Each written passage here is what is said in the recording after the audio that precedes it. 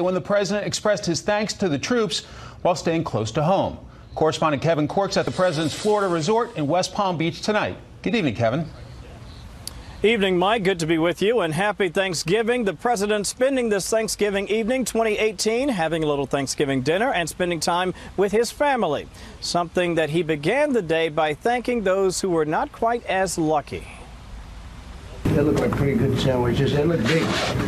I don't want one. They look big. They look very big. You gain about 5 pounds when you eat one of them. It's a time-honored Thanksgiving tradition for the commander-in-chief, extending the gratitude of the American people to those who serve and protect. President Trump doing so today, both in person and by phone. And I want to express our profound gratitude for the extraordinary sacrifices you make to defend our nation while you're away from your families and loved ones. It was a visible outpouring of appreciation from Mr. Trump, but still in stark contrast to his predecessors. Thank you, Mr. President. President Bush paid a surprise visit to U.S. troops in Iraq over the Thanksgiving holiday in 2003. President Obama met with troops both in 2010 and again in 2014. Mr. Trump's comparative absence has drawn sharp criticism from some, even sparking speculation that he simply doesn't want to go. Defense Secretary Jim Mattis rejected that notion, adding that security is always a concern. The president's the commander-in-chief, and he decides where he needs to go. There are times I don't want him in certain locations. While the president did hint today, as well as earlier in the week, that he does intend to visit American troops abroad, there was no ambiguity about his feelings on border security, saying again today that he'd authorized American troops on the U.S.-Mexico border to use lethal force if necessary against an approaching group of migrants, while also threatening to close the, quote, whole border, end quote, if it means protecting American safety and sovereignty. If they have to, they're going to use lethal force. I've given the okay. Yeah, if they have to, I hope they don't have to. But, you know, you're dealing with a minimum of 500 serious criminals. So I'm not going to let the military be taken advantage of. I have no choice. The president was also active on Twitter this Thanksgiving Day, including a pair of missives aimed at Supreme Court Chief Justice John Roberts and the Ninth Circuit Court of Appeals, with which the administration has sparred over a number of, they feel, politically motivated legal challenges to the Trump agenda, including border security and asylum policies. I know that Chief Justice Roberts, John Roberts, has been speaking a little bit about it. I think we have to use some common sense. This Ninth Circuit, everybody knows it. It's totally out of control. It's a disgrace, frankly. And essentially, they're legislating. They're saying what to do. Mike, it's important to point this out. There are plenty of reasons, frankly, to believe that the president will, in fact, follow through on his threat to shut down the, quote, whole border. You may recall it was actually back on Monday when the port of entry at San Ysidro was shut down for several hours amid security concerns. Mike? Kevin Cork with the president, West Palm Beach, Florida. Kevin, many thanks. Republicans trying to tie up loose ends before they lose control of the House next year are planning to go out with a political bang. Correspondent Lauren Blanchard tells us they're summoning 2 of the top Justice Department officials from the Obama administration for one last grilling.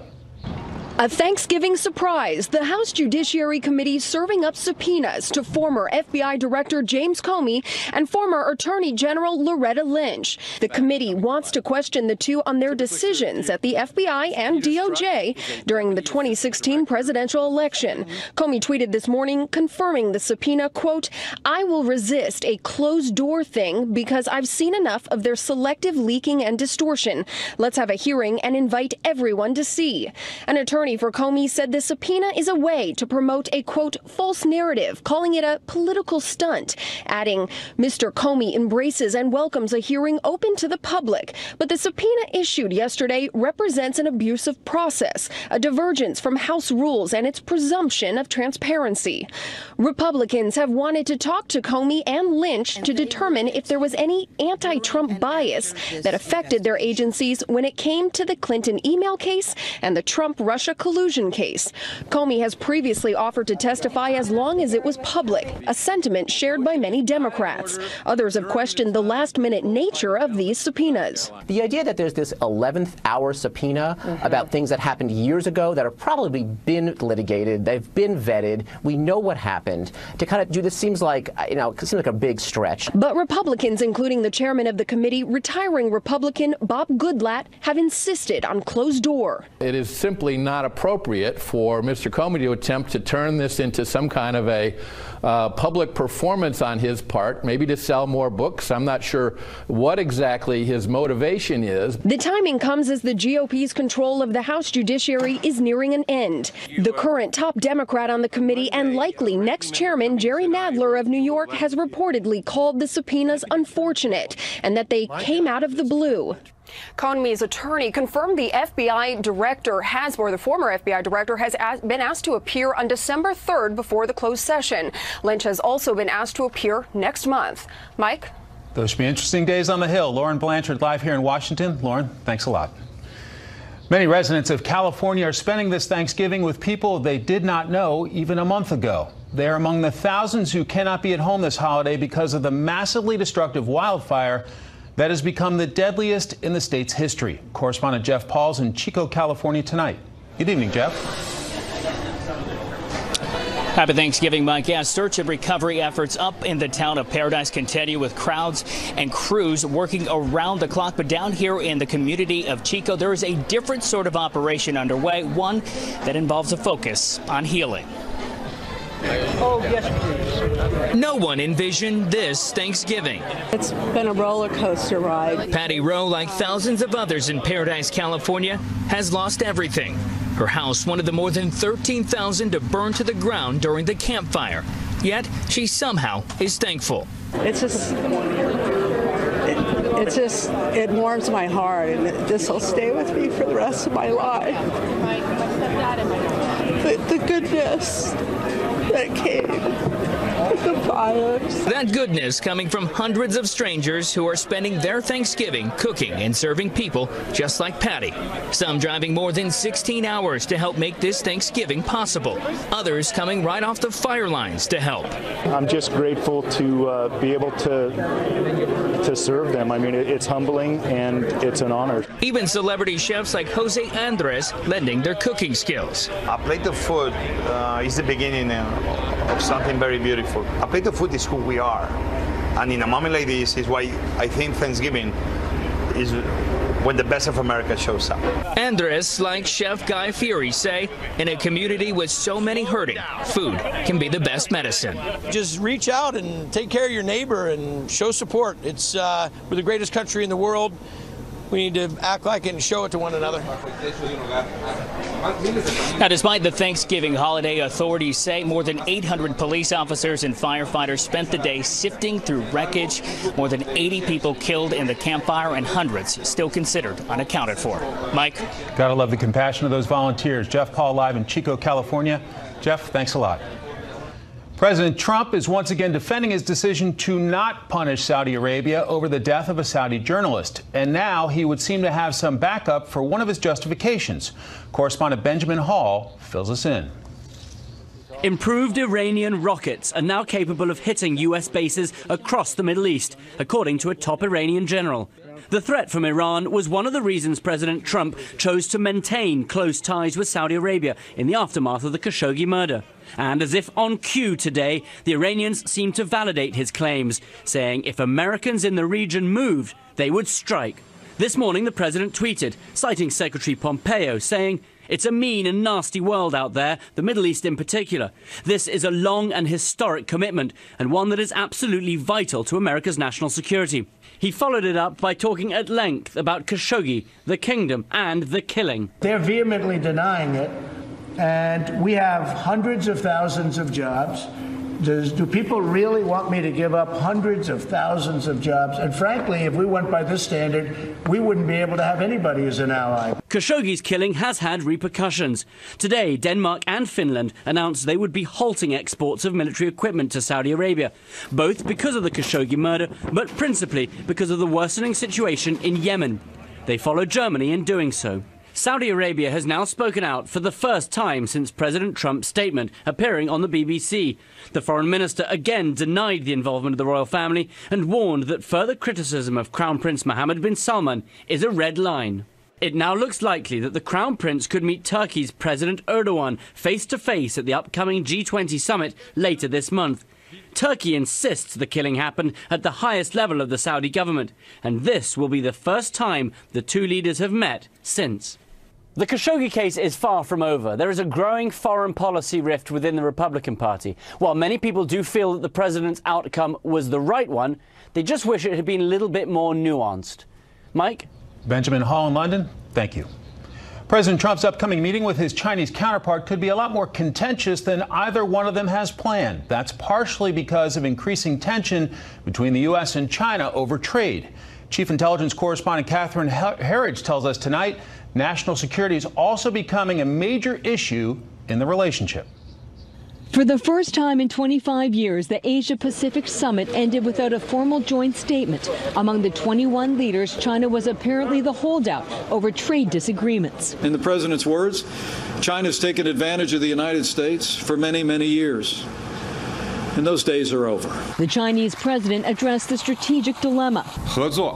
Mankind has once again reached a crossroads. Which direction should we choose? Cooperation or confrontation? After the U.S.-China clash at APEC, attention is focused on the upcoming G20 summit next week in Argentina, where Presidents Trump and Xi are expected to meet. Recently signing cybersecurity legislation, the president laid down a marker. China wants to make a deal. They sent a list of things that they're willing to do, which was a large list. And it's just not acceptable to me yet. China, in my opinion, is the biggest national security threat long-term this country will ever face. The number one, number two, and number three priority when it comes to intelligence gathering is America when it comes to China. Bob Anderson, a former executive assistant FBI director, specialized in hacking, spying, and economic espionage. He said the Bureau is badly outnumbered by China. Ministry of State Security, think of it as their FBI without any rules. If there's 35,000 men and women in the FBI, there's 400,000 in the MSS. In October, the Justice Department indicted a member of the MSS for allegedly targeting U.S. aerospace and aviation technology. Earlier this month, the department took the unusual step of singling out a Chinese state-owned company after a 20-month investigation. The FBI now has Chinese economic espionage cases in almost all 50 states. While it's hard to quantify the economic cost, this independent commission on intellectual property theft found the damage could run as high as $600 billion annually. Anderson said it doesn't stop there. Specifically with China and Russia, there's been alliances between them. You have to look at that with a wary eye, because when you put two countries of that magnitude with the amount of intelligence organizations that they have against our country, it's unbelievably significant. In response, the Chinese embassy provided Fox News with a 70-page document that alleges the current U.S. administration stigmatizes China by accusing it of intellectual property theft, adding the allegations are a, quote, gross distortion of the facts. Mike? Catherine Herridge here in Washington. Catherine, thank you. Up next, it is never too early to start talking about the 2020 presidential campaign. We will look at the Democratic field when we come back. First, here's what some of our Fox affiliates around the country are covering tonight. Fox 5 in San Diego with the passing of the oldest U.S. military survivor of the attack on Pearl Harbor. Ray Chavez died in his sleep Wednesday. Chavez had visited Washington back in May, where he was honored by President Trump during Memorial Day services. Ray Chavez was 106.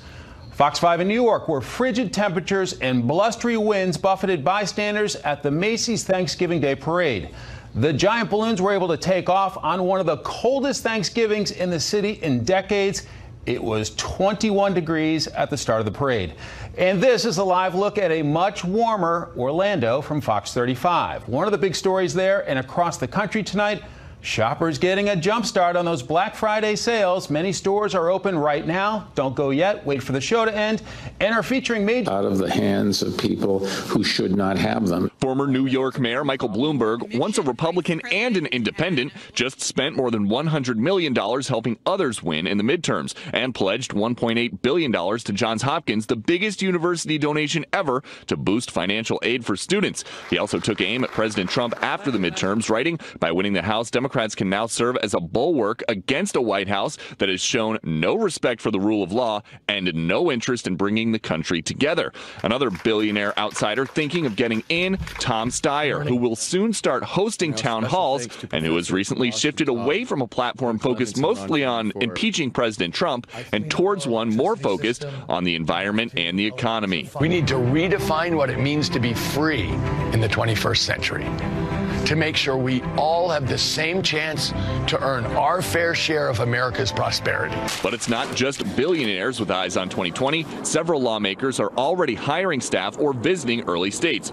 From the House, Congressman Eric Swalwell and John Delaney. From the Senate, Kamala Harris and Cory Booker, who plan to campaign for the Democratic candidate in Mississippi's special Senate election. Plus, Senators Kirsten Gillibrand, Elizabeth Warren, and their colleague, who just won big in a red state, Ohio Senator Sherrod Brown. I won my election because I talk about the dignity of work. Among the former office holders said to be thinking of challenging Trump, Joe Biden, Terry McAuliffe, Deval Patrick, Eric Holder, and then there's the soon-to-be former congressman who just raised more money in a quarter than any Democratic Senate candidate ever and continues getting the TMZ treatment, Beto O'Rourke. It sounds like you might be open to it, possibly?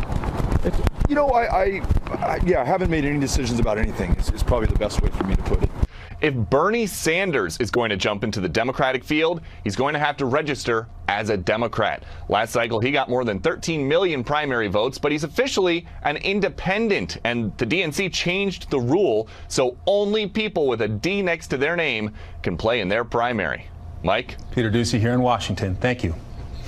One thing many Democrats would like to change before the 2020 election is how Americans pick their president. Tonight, correspondent Molly Line tells us about the latest efforts to get rid of the Electoral College. Citizenship. In recent years, the loudest critics decrying the Electoral College have been Democrats, particularly after Hillary Clinton won the popular vote but lost the election in 2016. The second Democrat after Al Gore to suffer such a blow. Now a legal challenge with cross-partisan backing aims to tweak the system and change the winner-take-all allocation used by the vast majority of states. So the existing system doesn't benefit small states. It benefits the battleground states. National popular vote would benefit the largest states. The lawsuits target both red and blue states, specifically Texas and South Carolina, Massachusetts, and California. Plaintiffs include both Democrat and Republican voters. Harvard professor Lawrence Lessig, part of the group suing, explains. The solution we're looking for, which is proportional allocation of electors, would benefit every voter in every state that has an opportunity to swing an elector to a presidential candidate. The group argues proportional allocation would encourage candidates to campaign across the country beyond the swing states, and that votes cast would not be discarded simply because the voter is not in the majority. For instance, in Texas, nearly 4 million votes were cast for Clinton, but all 38 Electoral College votes went to Trump. In Massachusetts, Trump did not collect any of the state's 11 electoral votes, though more than 1 million base staters voted for him. Massachusetts Secretary of State William Galvin is fighting the suit. Many people, certainly from my party, are frustrated by the fact that the popular vote winner is not the person sitting in the White House. But I think casting more uncertainty into the process by having this sort of irrational system of percentages and weighted vote does not make any sense. The plaintiffs hope to see the case reach the Supreme Court prior to the 2020 presidential election. Mike? Molly Line in Massachusetts. Molly, thanks a lot. Up next, why some veterans are having a tough time making ends meet this Thanksgiving because the government is falling behind. First, beyond our borders tonight, the European Union and Britain have agreed on a draft declaration about the future of their political relations after Brexit. This sets up EU approval this weekend. Representatives from all 28 EU countries are due to meet tomorrow. The UK and the EU agreed last week on a 585-page document sealing the terms of Britain's departure. Nissan Motor Company fired Carlos Ghosn as chairman today. This comes after his arrest for alleged financial improprieties. It ends Ghosn's nearly 2-decade-long reign at the Japanese automaker. The Leaning Tower of Pisa is not leaning so much anymore. After more than 2 decades of efforts to straighten it out, engineers say the famed Tuscan bell tower has recovered about 1.5 inches and is in better structural health than predicted. The 12th century tower reopened to the public in 2001 after being closed for more than a decade to let workers. Jennifer Griffin tells us the culprit's not a person, but a machine. A 50-year-old computer system at the Department of Veterans Affairs is shortchanging post-9/11 veterans. Vets registered in undergraduate and graduate school programs under the GI Bill are facing mounting unpaid housing subsidy bills. Some are even taking on debt as a result of the technological glitch, which many on Capitol Hill predicted in July. The Trump administration promised to clean up the culture of bureaucratic incompetence inside the VA, and based on this testimony today, and other hearings we've had, I don't think they've made a lick of difference. That from Republican Mike Kaufman during a heated House Veterans Affairs subcommittee meeting last week as lawmakers tried to understand why veterans were not receiving their housing subsidies along with their tuitions. That system is complex. That engine is old. 825 students have waited longer than 2 months. They could be missing in the range of $1,500 to $6,000 or more in expected payments. Nearly 60,000 total claims remain. In October alone, about 1,000 students under financial hardship called a VA hotline for immediate help. Some of these guys are going to have some real hardships, maybe even personal family crises as a result of this. We gave VA everything it asked for. So it is frustrating to be here. How many veterans have outstanding payments greater than 30 days? We have a little over 10,000 that are between the 31 and 60 day mark. The VA says none of the GI Bill students were made homeless as a result of the glitch, as some news reports have suggested, adding the agency is working hard to find any affected veterans. Those vets are being moved to the top of the queue for immediate action. Mike? Jennifer Griffin at the Pentagon. Jennifer, thank you. The Inspector General at the VA says the agency needs to do a better job processing claims involving service-related ALS, commonly known as Lou Gehrig's disease. The study found such cases at a high risk for improper payments with an error rate of 45%. Speaking a little bit about it, and I think and I have a lot of respect for him. I like him and I respect him, but I think we have to use some common sense. This Ninth Circuit, everybody knows it. It's totally out of control. And what they're doing, what they're saying, the opinions are very unfair to law enforcement. They can't believe the decisions that are being made by these judges.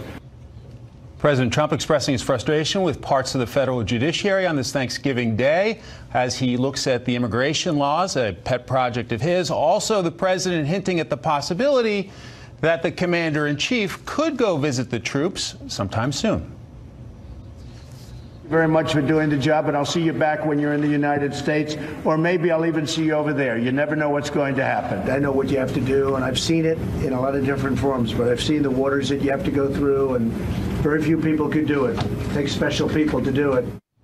Commander-in-Chief calling the troops and visiting with some Coast Guard folks in person. Let's bring in our panel. Michael Warren, senior writer at the Weekly Standard, Alex Wayne, White House editor for Bloomberg News, and Tom Rogan, commentary writer for the Washington Examiner. Tom, your thoughts on the commander-in-chief? He's not been to a war zone yet. What do you think? Is he going soon? I think he is going soon. I think we will see that certainly before Christmas, but potentially even in the next couple of weeks. I think Afghanistan will be the natural place that he will go. And one of the interesting things with the president is that you do see, and we've obviously seen with Chief Justice Roberts, the tension about the separation of powers, the notion of constitutional powers.